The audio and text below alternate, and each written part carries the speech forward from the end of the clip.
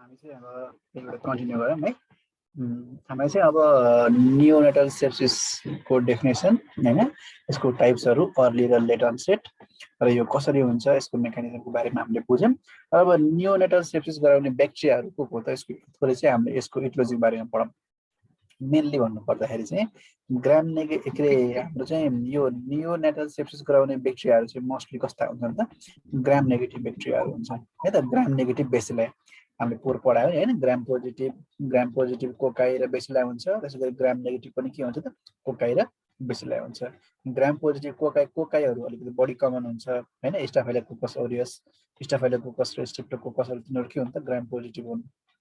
र ग्राम नेगेटिभ भने के हुन्छ त, इकोलाई, क्लेप्सियलाहरू यिनीहरू के हुन्छ त, ग्राम नेगेटिभ हुन्। र विशेष गरी चाहिँ यो नियोनेटल सेप्सिस गराउने ब्याक्टेरियाहरू के हुन्छ तिम्रो चाहिँ विशेष गरी चाहिँ इकोलाई, क्लेप्सियलाहरूले चाहिँ बढी गराउँछ है त। Klebsiella, E coli, these are the common thing. त्यसपछि गएर चाहिँ कहिलेकाहीँ चाहिँ स्टाफाइलोकोकस ऑरियसले पनि गराउन सक्छ। त्यसपछि गएर अर्को कमन भने के हो त, ग्रुप बी स्ट्रेप्टोकोकाई है त। स्ट्रेप्टोकोकाईको मेन दुईटा ग्रुप हुन्छ, ग्रुप ए र ग्रुप बी। ग्रुप ए स्ट्रेप्टोकोकाईको बारेमा तिमीहरूले पढिसक्यो पोहोर साल रुमेटिक फिभर पढ्दाखेरि मेडिसिनमा पढायो कि नै। Rheumatic fever is caused by group A बिटा हेमोलाइटिक स्ट्रेप्टोकोकाई, याद छ होला पक्कै पनि हैन। त्यो चाहिँ ग्रुप ए बिटा हेमोलाइटिक स्ट्रेप्टोकोकाईले हुन्छ। र यो ब्याक्टेरियामा गराउने फेरि के हो त, ग्रुप बी हो, ग्रुप बी है त। स्ट्रेप्टोकोकसको चाहिँ group B. So group B यहाँ लेखेको नोटमा लेखेको छ नि, तर गराउँछ है त। ग्रुप बी स्ट्रेप्टोकोकाई हो। त्यो बाहेक चाहिँ अर्को चाहिँ भने के त, ग्राम नेगेटिभ बेसिलाईहरू के पढ्दो रहेछ त, मैले तिमीलाई सम्झिने तरिका बनाएको थिएँ। ग्राम नेगेटिभ बेसिलाई सम्झिने तरिका के त, नाम पिपेक भनेर सम्झिने, पिपिईके पिपेक। एउटा पी भनेको स्युडोमोनास, अर्को पी भनेको प्रोटियस, ई भनेको इकोलाई, के भनेको क्लेप्सियला। सो ग्राम नेगेटिभ बेसिलाई भन्ने बित्तिकै सिधै पिपेक भनेर सम्झिने, डबल पी इके हैन, पिपेक, Pseudomonas, Proteus, E coli, Klebsiella. So gram negative बेसिलाईले गराउँछ, स्टाफाइलोकोकस ऑरियसले गराउँछ, र sometime it may be caused by group B streptococci. यही हो यसको कमन कजेस भनेको है त। अब हामी यसको चाहिँ क्लिनिकल फिचरमा जाउँ है त। अब नियोनेटल सेप्सिस भएको बच्चामा चाहिँ के फिचरहरू देखिन्छ त हैन। अब हामी एउटा कुरा के बुझ्नुपर्छ भन्दाखेरि चाहिँ हामी एडल्ट मान्छेलाई के हुन्छ, हामी एडल्ट मान्छे भनेको we are developed human being हैन। हामीलाई शरीरमा जेसुकै सिम्पटम भयो भने हाम्रो बोडीमा त्यो सिम्पटम इजिली देखा पनि पर्छ। र हामीले के छ, हामीले चाहिँ कम्युनिकेट गरेर मलाई यो समस्या छ, मलाई ज्वरो आएको छ, मेरो जिउ तातेको छ, मलाई टाउको दुखेको छ, मलाई भोमिट आउला जस्तो छ भनेर हामीले भन्न सक्छौँ। We can feel the symptom, we can distinguish the symptom and we can communicate the symptom with our caretaker हैन, हामीले भन्न सक्छौँ। तर बच्चा भने के हो त, बच्चालाई के हुन्छ, फर्स्ट थिङ के त, बच्चाको चाहिँ त्यस डिजिजको साइन सिम्पटम पनि कस्तो हुन्छ त, वेग हुन्छ। उसको चाहिँ के हुन्छ, बोडीको सिस्टमहरू कस्तो हुन्छ, इम्याच्योर हुन्छ, भर्खर जन्मिया हुन्छ, सबै कुरा म्याच्योर भइरहेको हुन्छ। उसको बोडी सिस्टमहरू कस्ता हुन्छन्, इम्याच्योर हुन्छ। त्यो इम्याच्योर भएको भएर उसको बोडीमा कुनै डिजिजले एट्याक गर्यो भने सिम्पटम पनि कस्तो हुन्छ, क्लियर कट देखिँदैन, बुझ्यो नि, क्लियर कट देखिँदैन। जस्तो हामीलाई निमोनिया भयो भने हामीलाई सास फुल्ने, खोकी लाग्ने, छाती दुख्ने, यो चेस्ट सम्बन्धी मात्रै सिम्पटम हुन्छ क्या, अरू हुँदैन हैन, अरू नहुन सक्छ हैन। अरू हामीले युटिआई भयो भने के हुन्छ, युटिआई भयो भने हामीलाई त्यो पिसाब पोल्छ हैन, बर्निङ म्युटेसन हुन्छ, इन्क्रिज फ्रिक्वेन्सी म्युटेसन हुन्छ,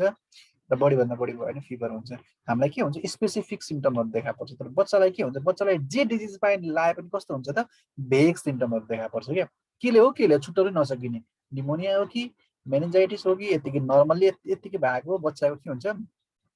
बोडीमा चाहिँ त्यो सिम्पटमहरू के हुन्छ, क्लियर कट देखिँदैन। किन, उसको बोडी चाहिँ के हुन्छ, उसको बोडीको मेकानिजम डेभलप भएको हुँदैन, फर्स्ट थिङ। सेकेन्ड थिङ के हुन्छ, बच्चा त अब बच्चाको त ल्याङ्ग्वेज स्किलहरू डेभलप भएको हुँदैन, र उसलाई त जे सिम्पटम आए पनि ऊ त बोल्न सक्दैन। न्युनेट क्यानट स्पिक हैन, they cannot communicate with mother. तिनीहरूले कम्युनिकेट गर्ने एउटै मेथड भने के हो त, क्राई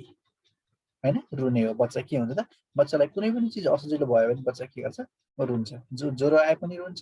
उसलाई भोक लागे पनि रुन्छ, ऊ हाइपोग्लाइसेमिया भयो पनि रुन्छ, शरीर चिसो भए पनि रुन्छ, तातो भयो पनि रुन्छ हैन। उसको चाहिँ स्टुलले चाहिँ के कपडा भिज्यो, उसको चाहिँ छाला भिजे पनि ऊ रुन्छ हैन, उसलाई दुख्यो भने पनि रुन्छ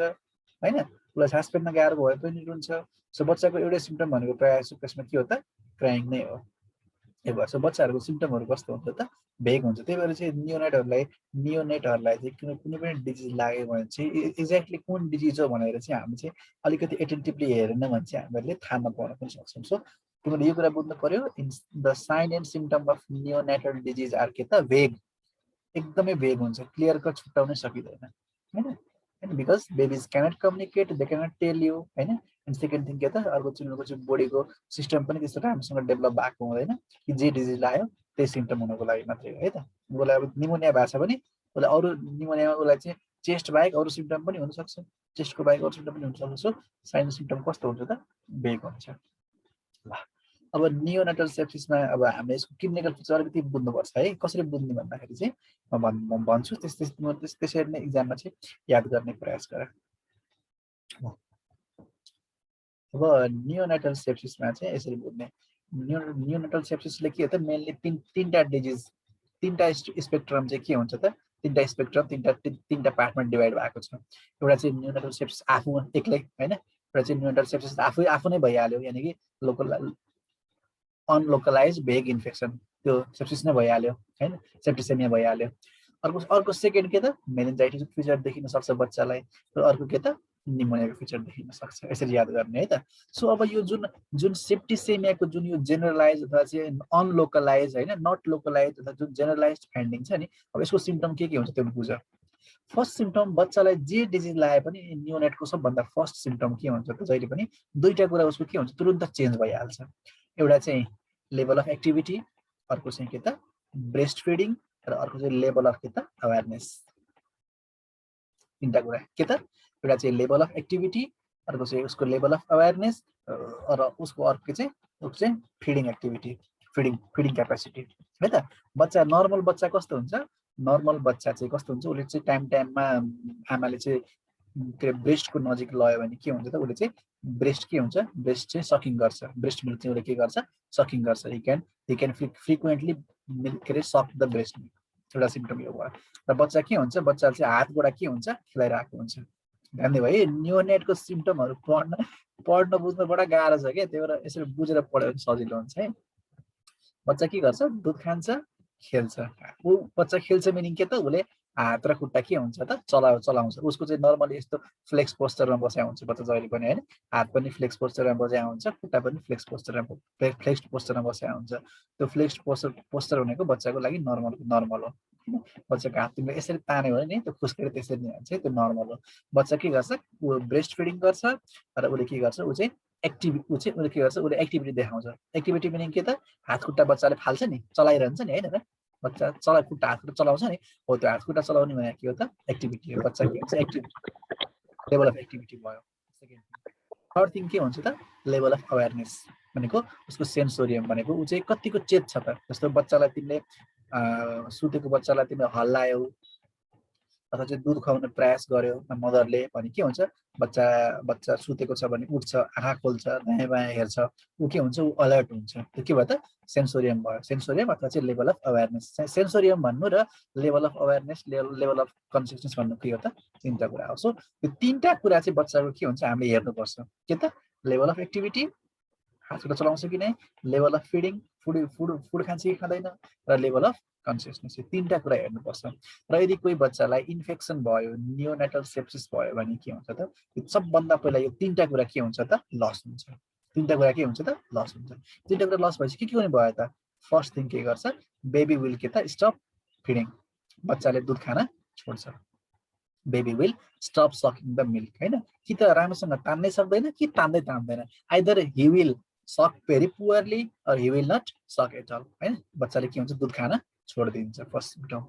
सेकेन्ड सिम्टम के हुन्छ उसको एक्टिभिटी पनि के हुन्छ त घट्छ किनभने बच्चाको एक्टिभिटी भने के हो त हात खुट्टा चलाउने प्रक्रिया अब उसले हात खुट्टा पनि के गर्ने भयो त कम चलाउने भयो डिजिजको फर्स्ट सिम्टम है त सो देयर विल बी त decreased movement there will be decreased activity है त third thing and third thing is के त उसको चाहिँ के हुन्छ लेभल अफ अवेरनेस पनि के हुन्छ त घट्छ so depressed level of consciousness अथवा जो बच्चा कस्तो हुन्छ शिथिल हुन्छ बच्चा कस्तो हुन्छ त शिथिल हुन्छ निद्रा लाए जस्तो गरेर सधैँभरि के हुन्छ एकदमै निराए जस्तो हुन्छ नि he is breathing but he is sleepiness त्यो कन्डिसनलाई हामीले के भन्छौँ एक्सेसिभ थकाइ लागेर एक्सेसिभ निद्रा लाग्ने कन्डिसनलाई हामीले के भन्छौँ त लेथार्जी भन्छौँ के भन्छौँ त लेथार्जी भन्छौँ हैन LETHARG हामी पढायो नि सो बच्चा कस्तो हुन्छ त लेथार्जी हुन्छ so first 3 symptom will be के त डिक्रिज फिडिङ डिक्रिज एक्टिभिटी हैन डिक्रिज मुभमेन्ट र अर्को के त डिक्रिज कन्सियसनेस अथवा डिक्रिज के त अर्को डिक्रिज कन्सियसनेस डिक्रिज सेन्सोरियम अथवा के त लेथार्जी सो फर्स्टमा यो तीनटा सिम्पटम हुने भयो बच्चाले चल्न छोड्छ दुध खान छोड्छ र बेला बेलामा आँखा खोल्ने हैन उसको चाहिँ चेतनाको स्तर पनि के हुन्छ घट्दै घट्दै जान्छ so these are the first 3 symptom ल यो तिम्रो के भयो त सेप्टिसेमियाको जनरलाइज फाइन्डिङ भयो अब यसपछि गएर जब बच्चा अब ब्याक्टेरिया के हुन्छ अब नियोनेटल तिम्रो के हुन्छ लोकलाइजेसन हुन थाल्छ अब लोकलाइजेसन हुन थालेपछि के सिम्पटम देखिने भयो त अब लङ्समा गएर ब्याक्टेरिया गएर सेटल भएर त्यहाँ निमोनिया भयो भने के हुने भयो त फर्स्ट सिम्पटम अब के सिम्पटम हुने भयो त अघि मैले भनिसकेँ निमोनिया भयो भने के हुन्छ हामीलाई अक्सिजनको एडल्ट ठुलो मान्छेलाई के हुन्छ अक्सिजनको मात्रा घटेर हामीलाई के हुन्छ फर्स्ट सिम्पटम हुने के त डिस्पनिया हामीलाई सास फेर्न गाह्रो हुन्छ हैन सर्टनेस अफ ब्रेथ र डिस्पनिया हुन्छ second symptom will be cough हामीलाई खोकी लाग्छ third symptom will be chest pain छाती दुख्छ फोर्थ सिम्पटम विल बी के त फिभर हैन त्यसपछि अरु सिम्पटम भनेको अब जाँचहरु गर्दाखेरि अक्सिजनको मात्रा अक्सिजन सेचुरेसनहरु घटिरहेको हुन्छ हैन साइनोसिसहरु हुन्छ त्यो भनेको आफ्नो ठाउँमा छ बच्चालाई अब नियोनेटलाई चाहिँ नियोनेटल निमोनिया भयो सेप्सिस चाहिँ लोकलाइजेसन भएर निमोनियामा भयो भने के हुन्छ होला त फर्स्ट थिङ बच्चालाई सास फेर्न त गाह्रो हुन्छ but baby will not tell you बच्चाले तिमीलाई भन्दैन हैन he will have difficulty in breathing हैन but he will not tell you so there will be के त no dyspnea dyspnea भने के हो त dyspnea is a subjective sensation अथवा subjective it is a subjective complaint मलाई सास फेर्न गाह्रो भयो जस्तो भयो स्या भयो मैले भने त्यो मेरो लागि के हो त dyspnea भयो हैन बुझ्नु भयो सो dyspnea भनेको सब्जेक्टिभ सिम्पटम हो पेशेन्टले भन्नुपर्छ baby cannot communicate so there will be no dyspnea हैन अर्को सेकेन्ड थिङ हामी के गर्छौं त हामी निमोनिया भएको बेलामा वी क्यान कफ हैन सो कफ यो कफ हामीलाई यो सिम्पटम देखिन्छ तर बच्चालाई नियोनेटलाई के हुन्छ कफ चाहिँ के हुन्छ देखिने चान्स के हुन्छ त कम हुन्छ हैन त्यसपछि गएर सो बच्चामा निमोनिया भयो भने दुई तीनटा कुराहरु मात्र देखिन्छ हैन so fast breathing that is tachypnea grunting हैन and cyanosis tachypnea grunting cyanosis हैन यस्तो कुराहरु बढी देखिन्छ प्राय के त बुझ्यौ नि टेकिपनिया भने के त इन्क्रिज रेस्पिरेटरी रेट रेस्पिरेसनको रेट के हुन्छ त फास्ट हुन्छ बच्चाले बोल्न सक्दैन मलाई सास फेर्न गाह्रो भयो भनेर हैन सो उसको के हुन्छ त उसको चाहिँ ब्रिदिङ रेट के हुन्छ त एकदम फास्ट हुन्छ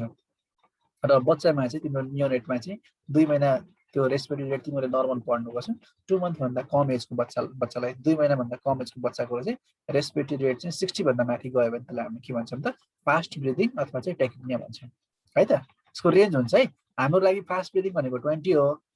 20 भन्दा बढीको भयो भने हामीलाई टेकिपनिया भन्छ तिम्रो चाहिँ 2 महिना भन्दा कम एजको लागि चाहिँ 60 भन्दा बढी भयो भने तिम्रो के भन्छ फास्ट ब्रिदिङ भन्छ 2 देखि 12 को बिचमा 2 महिना देखि चाहिँ 1 वर्ष 12 महिना भनेको 1 वर्ष 2 महिना देखि चाहिँ 12 महिनाको बिचमा भयो बिचमा चाहिँ 50 भन्दा बढी भयो भने त्यसलाई चाहिँ फास्ट ब्रिदिङ भन्छ र तिम्रो चाहिँ 1 वर्ष भन्दा माथिको बच्चालाई तिम्रो चाहिँ 40 भन्दा बढी भयो भने त्यसलाई के भन्छ त फास्ट ब्रिदिङ भन्छ यसरी बुझ्ने है 60 50 40 60 भन्दा बढी भयो भने कसलाई त 2 महिना भन्दा कमकोलाई फास्ट ब्रिदिङ भन्ने 50 भन्दा बढी भयो भने के त तिम्रो चाहिँ 2 महिना देखि 1 वर्ष बिचकोलाई भन्ने हैन फास्ट ब्रिदिङ त्यसैले तिम्रो 40 भन्दा बढी भयो भने के त 1 वर्ष भन्दा बढीको बच्चालाई भन्ने सो नियोनेट त बिलो 2 मन्थमा पर्छ so for neonate the fast breathing is rate is कति त मोर देन 60 सो उसको के हुन्छ तिमीले चाहिँ यस्तो एब्डोमेनमा तिमीले हात तालपेट गरेर घडी लगाएर हेर्यो भने र उसको रेस्पिरेसनको रेट तिमीले मेजर गर्यो भने उसले 1 मिनेटमा 60 ब्रेथ भन्दा बढी लिन्छ so he would have get the fast breathing भनेको अर्को वर्ड के हो त टेकिपनिया न टेकिपनिया भनेको सेकेन्ड सिम्पटम विल बी के त देयर विल बी के त chest retraction second symptom will be के त चेस्ट रिट्र्याक्सन भनेको बच्चाहरुको कोखमा हान्ने भन्छ नि हैन चेस्ट रिट्र्याक्सन भनेको बच्चाको चाहिँ त्यो लङ्समा चाहिँ ड्यामेज भएर यो चेस्ट वाल चाहिँ भित्रपट्टि सकिङ इन हुने के भित्रपट्टि पच्किनु भनेको के हो त तिम्रो चाहिँ चेस्ट इनड्रइङ अथवा चाहिँ चेस्ट रिट्र्याक्सन भन्छ है त चेस्ट रिट्र्याक्सन र चेस्ट इनड्रइङ भनेको तिम्रो के त यदि कोही मान्छेलाई चाहिँ सिभियर निमोनिया भयो एकदमै तगडा सिभियर खालको निमोनिया भयो भने के हुन्छ उसको छातीमा के हुन्छ त खाल्टो पर्छ रेस्पिरेटरी मसलले धेरै ओभर काम गरेको भएर रेस्पिरेटरी मसलहरु चाहिँ ओभर काम गरेको भएर चाहिँ उसको के हुन्छ त छाती के हुन्छ छाती चेस्ट वाल चाहिँ के हुन्छ भित्रपट्टि तानिन्छ यसलाई हामीले चेस्ट रिट्र्याक्सन अथवा चेस्ट इनड्रइङ अथवा चाहिँ हामीले चाहिँ यसलाई चाहिँ हामीले चाहिँ इन्टरकोस्टल रिट्र्याक्सन पनि भन्छौँ चेस्ट रिट्र्याक्सन चेस्ट इनड्रइङ पनि भन्छौँ हैन त्यो म तिमीलाई फोटो देखाइदिन्छु यो हैन त्यो भन्छौँ हामीले सो छाती भित्रपट्टि जाने प्रक्रिया भनेको के त चेस्ट रिट्र्याक्सन भनेको चाहिँ सिभियर निमोनिया भएको बच्चालाई चाहिँ छातीमा चाहिँ खाल्टो कुच्चिने प्रक्रिया भनेको के हो त चेस्ट रिट्र्याक्सन हो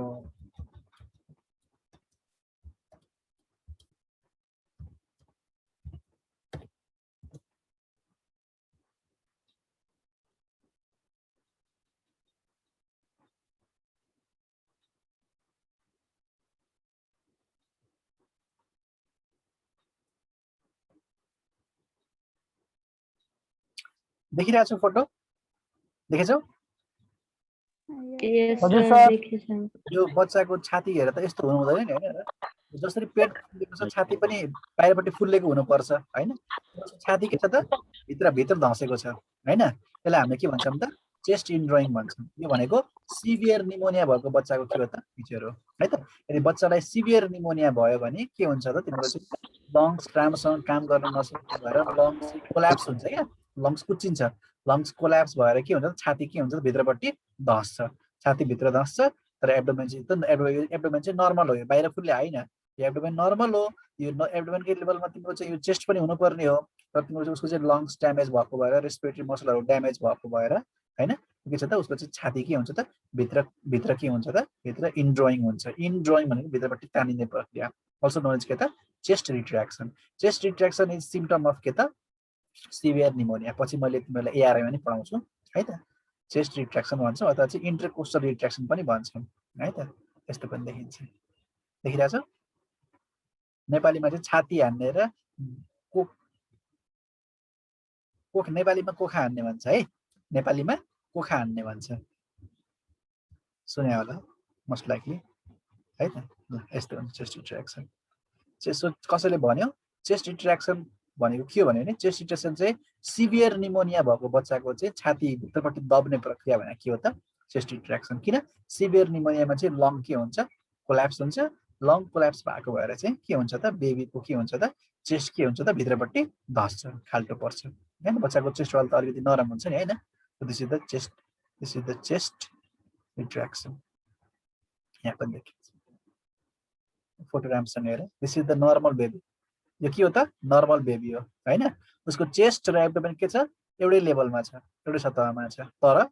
यदि उसलाई चाहिँ सास फेर्न गाह्रो भयो भने निमोनियाले के हुन्छ त उसको चाहिँ के हुन्छ हेर यो चेस्ट चाहिँ भित्र धसेको भएर यो रिब्सहरू देखिन्छ so this is the intercostal retraction this is the subcostal retraction रिबको बिचमा भित्र धस्यो भने के भयो त इन्टरकोस्टल रिट्र्याक्सन भयो र यो रिब भन्दा तलतिर गयो भने के त सबकोस्टल रिट्र्याक्सन भयो र माथि गयो भने के त चेस्ट रिट्र्याक्सन भयो यो सबै प्रक्रियामा चाहिँ चेस्ट वाल के हुन्छ त भित्रपट्टि धस्छ ल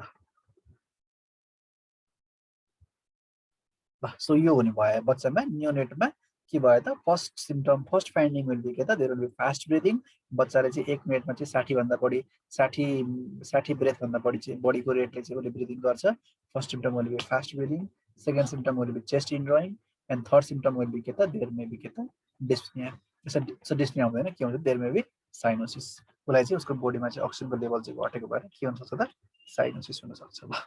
सो अब हामीले जनरल सिम्पटम अघि बुझ्यौँ होइन एक्टिभिटी फिडिङको बारेमा बुझ्यौँ अब रेस्पिरेटरी सिम्पटमको बारेमा बुझ्यौँ अब त्यसपछि गएर अब अर्को थर्ड फाइन्डिङ